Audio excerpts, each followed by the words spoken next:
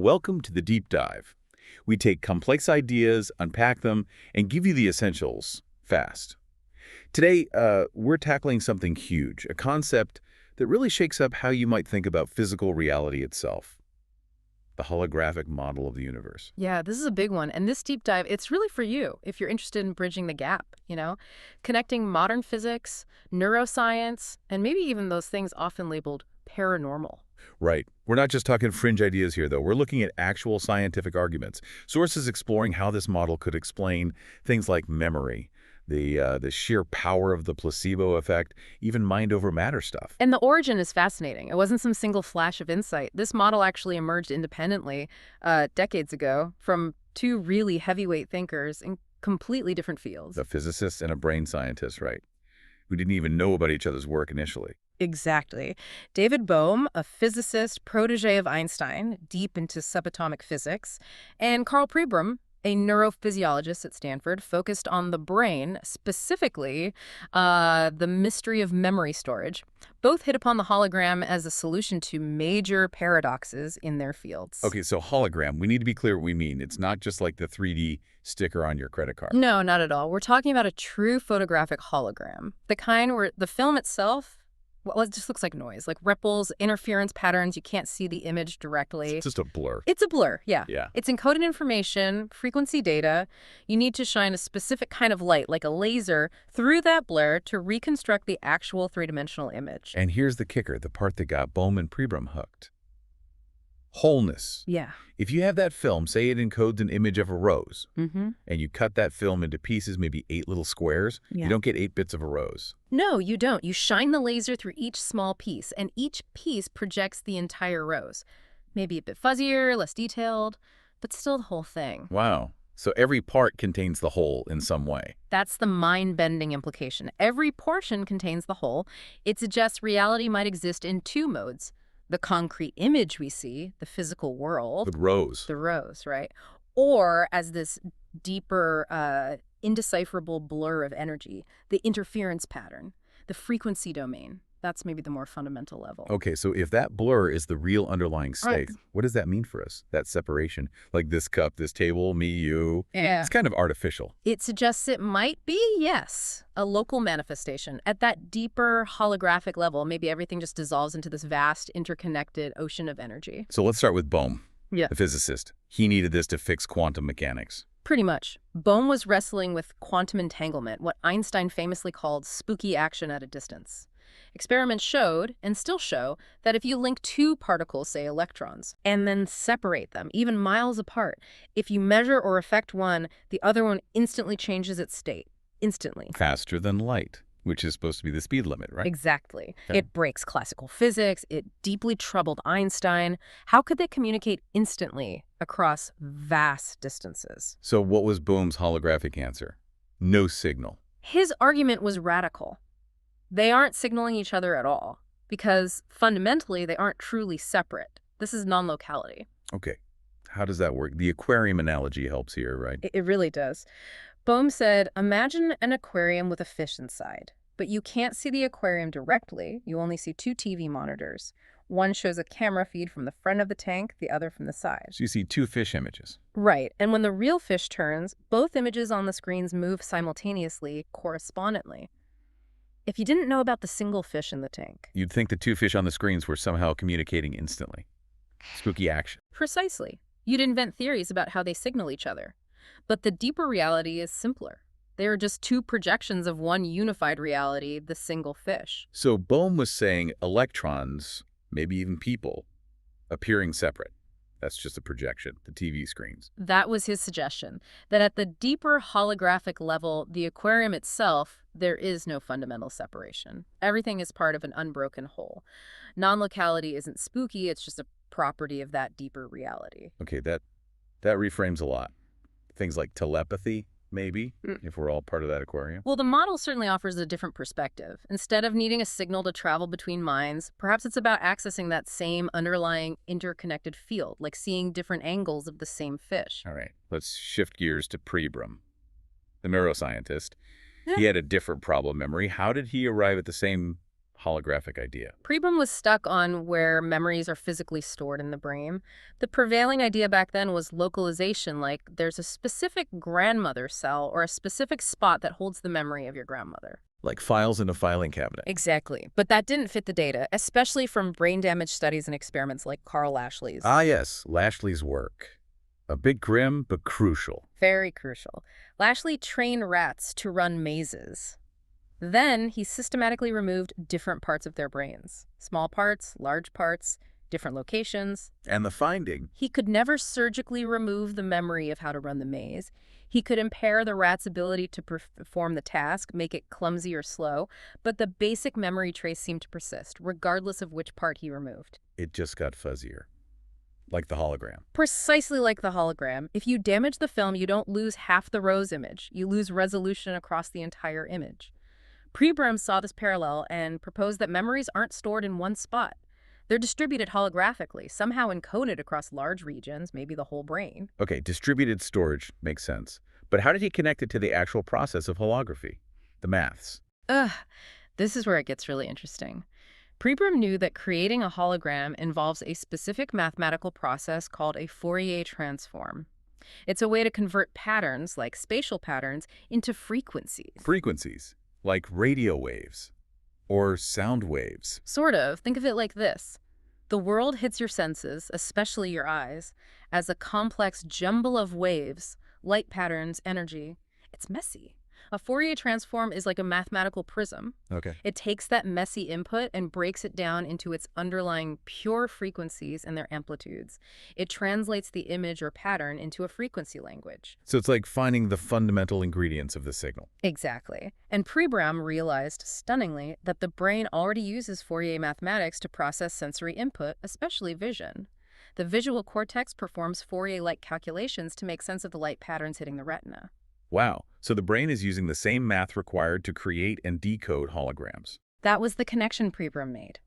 It strongly suggested the brain might be processing reality as a hologram, dealing with frequency domains, not just concrete objects.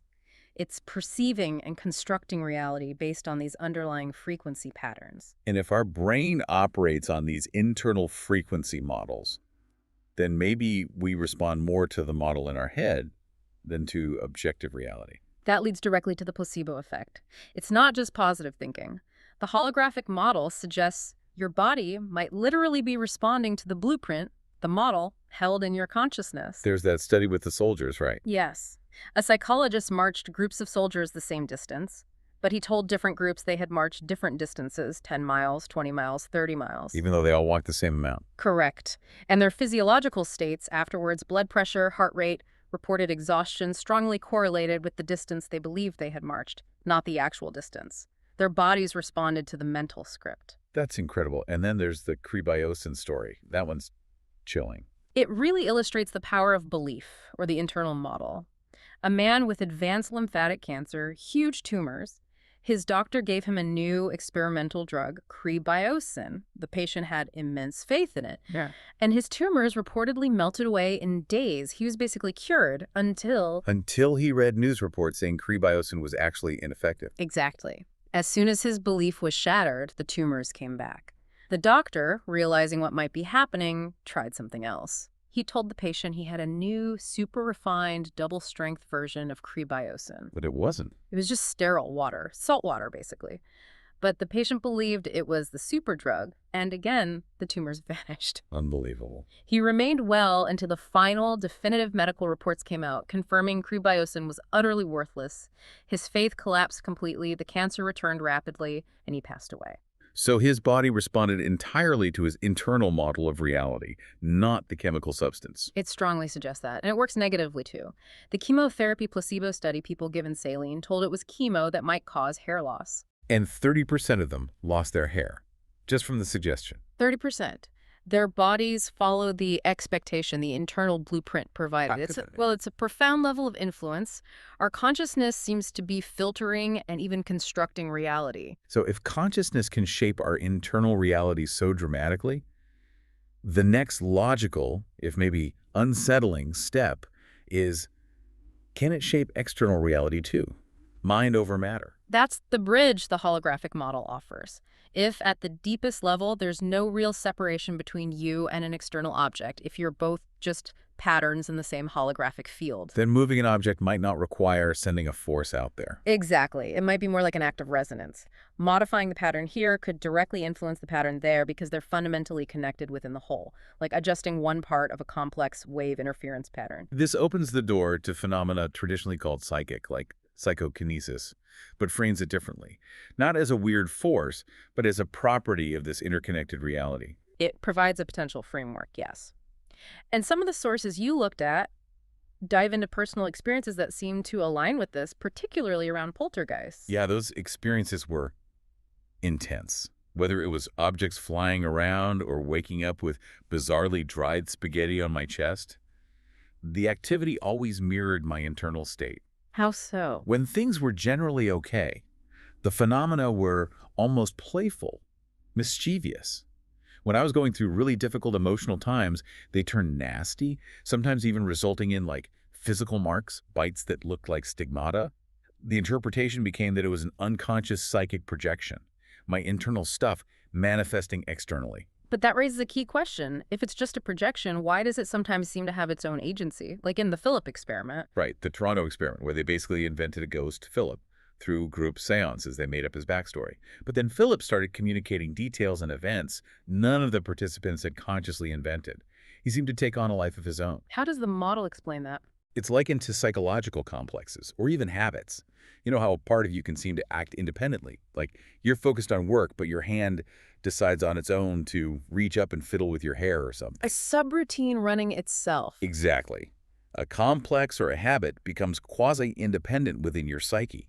The idea is that a poltergeist, or maybe even Philip, is like that complex, but projected onto the external holographic medium, where it can then interact and develop almost autonomously. Okay. And this idea of projection of reality being more pliable also touches on other strange phenomena, like some UFO accounts. Yeah, the sources noted a pattern where intense, often bizarre UFO sightings like a weird green light followed by encounters with strange figures, men in black or women in white, sometimes seem to trigger or precede poltergeist activity. Suggesting a connection. Suggesting that maybe these UFO events, or some of them, aren't physical craft in the nuts and bolts sense, but perhaps intrusions or signals from other levels of reality, other channels on the holographic TV set, so to speak. And they blow open a psychic doorway. That was the phrase used, yeah. And the often absurd, illogical nature of the sightings defying physics, shape-shifting, might be because our brains are struggling to process something truly alien. We unconsciously project our own psychological baggage onto it to make sense of it, like interpreting an ink blot. A Rorschach test from another reality layer. It fits the holographic idea of information and frequency being primary. Okay, so we've gone from physics and brains to placebos and poltergeists. How does this integrate into a bigger picture? Does it connect to things like past lives or spiritual ideas? Bohm and Pribram certainly thought it had wider implications. And research like Helen Wambach's work on past life regression seems to resonate with this interconnectedness. Wambach regressed hundreds of people. Yes, and crucially, about 90% of the recalled lives were completely ordinary. Peasants, laborers, hard, short lives, not everyone remembering being Cleopatra. Which adds a layer of realism. It does. And even more strikingly, the details recalled often contain historically accurate information the person couldn't consciously know.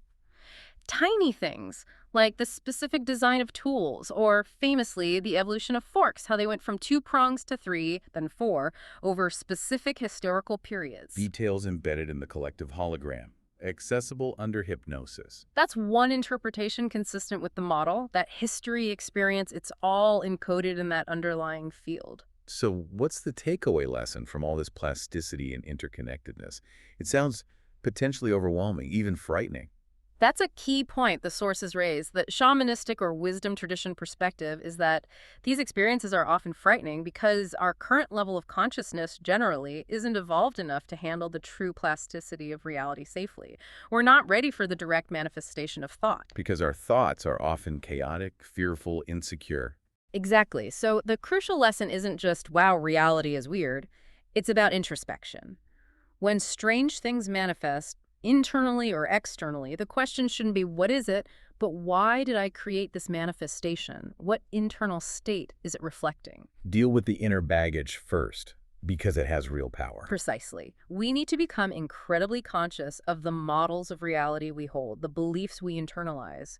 If you deeply believe, say, that the city air is toxic and killing you, or that eating a certain food is inherently harmful, Your body might just follow that script, based on the Kribiosin example. the model suggests it's a dangerous possibility, given the potential power of consciousness within this holographic framework. We literally might shape our physical reality through our deepest convictions. Choose your beliefs wisely. So wrapping this up, Yeah. what's the ultimate synthesis here? What does this deep dive really point towards? I think the core message is about wholeness. The physical world, the psychological world, maybe even the spiritual world, they aren't separate domains. They're all facets of one unbroken whole, as Bohm called it. And when we fragment our view, study science without ethics, or economics without psychology, or focus only on external matter without the inner self, We create problems because we're ignoring the fundamental interconnectedness. It leads to destructive outcomes, personally and globally, because we're acting against the underlying nature of reality. We need that larger perspective, that sense of infinite connection Bohm urged us to see. it really leaves us with a provocative thought, doesn't it? If the universe is even potentially a reality where thought can directly shape experience, Yeah. then, as one source put it, we're like babies sitting at the control panel of a jumbo jet, We have this incredible, maybe infinite capability, but we lack the wisdom, the maturity, the conscious control to wield it safely. which suggests the real frontier isn't necessarily exploring outer space, but mastering our inner universe. So the challenge for you listening is this. If your internal reality has this kind of power, what's one core belief, one fundamental insecurity or internal narrative you hold that you could consciously choose to examine and maybe even change today, knowing its potential to ripple outwards?